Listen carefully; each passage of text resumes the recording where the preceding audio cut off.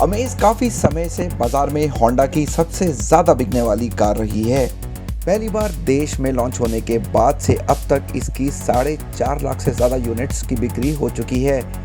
जापानी car company ने कुछ साल पहले सब कॉम्पैक्ट सेडान की एक नई पीढ़ी पेश की थी और अब इसे एक फेसलिफ्ट दिया गया है। ये बाहर की तरफ और कैबिन में कई बदलावों के साथ आया है। तो अगर आप प्री फेसलिफ्ट कार से कंपेयर करें तो अमेज का चेहरा काफ़ी बदल गया है। बिल्कुल नई ग्रिल है, 2 नए पतले हॉरिजॉन्टल स्लैट्स हैं, ज़्यादा क्रोम है और अगर आप मेरी माने तो ये होंडा के परिवार का हिस्सा ज़्यादा लगती है पहले के मुकाबले।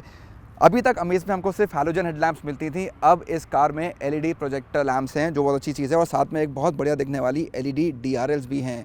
और फिर आप नीचे आएंगे तो यहाँ एलईडी फॉग लैम्प्स हैं और एक नया क्रोम गार्निश भी दिया गया है। तो ओवरऑल जो अमेज का फेस है, जो चेहरा है, वो पहले से ज़्यादा प्रीमियम और अपीलिंग दिखता है।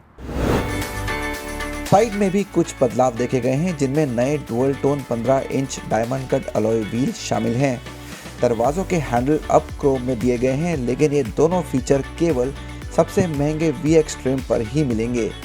पीछे की तरफ सी आकार की टेल लैंप में अब LED लाइट्स लगी हैं, साथ ही बम्पर पर क्रोम स्ट्रिप दी गई है।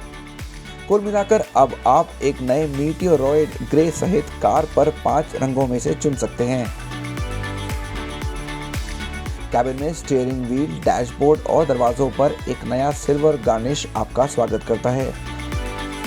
अपहोल्स्ट्री पर नया स्टिचिंग पैटर्न भी मौजूद है और फ्रंट मैप लैम्प भी नए हैं।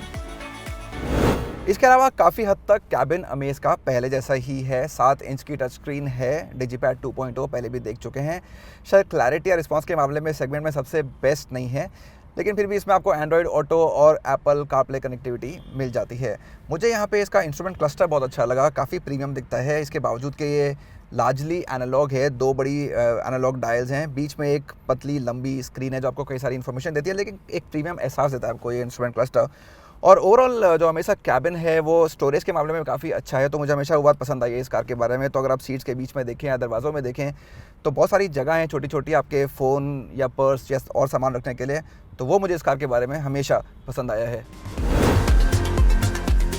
आगे की रो में बकेट सीटें अच्छा आराम देती हैं। Automatic climate control, start stop button, rear parking camera और वॉइस कमांड केवल सबसे महंगे VX ट्रिम पर ही उपलब्ध हैं, जबकि satin silver finish, height adjustable driver seat और ऑडियो के लिए स्टीयरिंग माउंटेड कंट्रोल केवल बेस E ट्रिम से गायब हैं। हालांकि अमेज अभी भी एक कनेक्टेड कार नहीं है और यहाँ नई सिटी की तरह एलेक्सा रिमोट कनेक्टिविटी नहीं दी गई है। जगह की बात करें तो अमेज की पिछली सीट हमेशा से बढ़िया रही है। आर्मरेस्ट काफ़ी काम का है, लेकिन यहाँ अभी भी कोई AC वेंट नहीं है और मुझे लगता है ये एक बड़ी कमी है।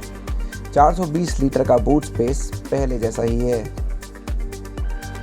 सड़क पर अमेज शानदार दिखती है। होंडा पहले की तरह कार को पेट्रोल और डीजल दोनों इंजन के साथ पेश कर रही है और दोनों को मैनुअल और CVT विकल्प मिले हैं। तो मैं अमेज के सबसे ताकतवर वर्जन की ड्राइव कर रहा हूँ। ये है मैनुअल डीजल इंजन के साथ, सबसे ज़्यादा ताकत देता है 99 bhp। CVT में ताकत थोड़ी कम हो जाती है और पेट्रोल में तो इससे कम है ही, लेकिन यही नहीं, इसका टॉर्क भी सबसे अच्छा है क्योंकि CVT का टॉर्क भी कम है और पेट्रोल का भी इससे कम है। तो चलाने के मामले में अगर आपको ड्राइविंग का अच्छा एहसास चाहिए तो ये डीजल मैनुअल ही आपके पास बेस्ट ऑप्शन है अमेज में। और यही नहीं, इसका माइलेज भी सबसे ज़्यादा है सारे वर्जन्स में, करीब 25 किलोमीटर पर लीटर। इसको कंपेयर करें डीजल CVT या पेट्रोल के मॉडल से तो उन सबका माइलेज इससे कम है। तो साफ है कि पेट्रोल की ऊंची कीमतों के बीच डीजल CVT का काम है आपको शहरी भीड़ भाड़ में एक परेशानी मुक्त ड्राइव देना। हालांकि कंपनी इसे मिड एस ट्रिम के साथ भी पेश कर सकती थी क्योंकि VX ट्रिम काफ़ी महंगा है। होंडा ने इस डीजल इंजन के NVA स्तरों में तेज़ी से सुधार किया है, लेकिन अभी भी कुछ गुंजाइश है। दूसरी ओर 1.2 लीटर 4 सिलेंडर पेट्रोल मैनुअल और CVT दोनों पर 89 bhp बनाता है, जबकि 110 Nm टॉर्क मिलता है। डीजल के उलट पेट्रोल CVT में ज़्यादा आकर्षक ड्राइव देने के लिए पैडल शिफ्ट भी दिए गए हैं। वहीं क्रूज कंट्रोल केवल कार के मैनुअल वेरिएंट्स पर ही मिलेगा। अमेज़ राइड और हैंडलिंग का एक बढ़िया कॉम्बिनेशन आपको देना जारी रखती है। काफ़ी स्टेबल होकर चलती है सड़क के ऊपर।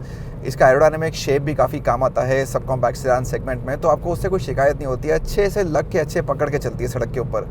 और सस्पेंशन की बात करें तो उसकी भी ट्यूनिंग अच्छी तरह से की गई है। तो अगर आप गड्ढों के ऊपर से निकलते हैं या स्पीड ब्रेकर आते हैं या बम्प्स आते हैं, पॉटहोल्स आते हैं, तो उसमें आपको ज़्यादा शिकायत नहीं होगी इस गाड़ी के सस्पेंशन से।